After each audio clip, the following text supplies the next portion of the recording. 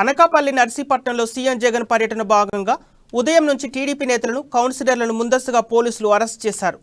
TDP ప్రధాన కార్యదర్శి గవిరెడ్డి వెంకటరమణ, కౌన్సిలర్లు దమినిరెడ్డి మధుబాబు, మూలపర్తి రామరాజు, టీడీపీ నేతలు పైల గోవింద, రుత్తల కృష్ణ, రావాడ నాయుడు, టౌన్ తెలుగు యువత అధ్యక్షులు లాలం మురళిని పోలీసులు అరెస్ట్ చేశారు. అరెస్టు చేసిన టీడీపీ నేతలను కొలుగొండ పోలీస్ స్టేషన్కు తరలించినట్లు సమాచారం. అరెస్టులపై టీడీపీ నేతలు ఆందోళన వ్యక్తం చేస్తున్నారు.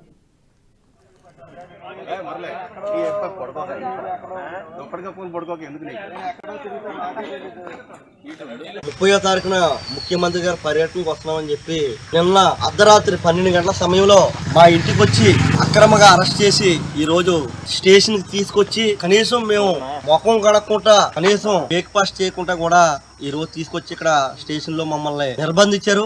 తెలుగుదేశం పార్టీ కార్యకర్తల్ని నాయకుల్ని అరెస్టులు చేసి ఎక్కడ తీసుకెళ్తున్నారో బయటికి తీసుకెళ్తున్నారో ఇది మంచి పద్ధతి కాదు.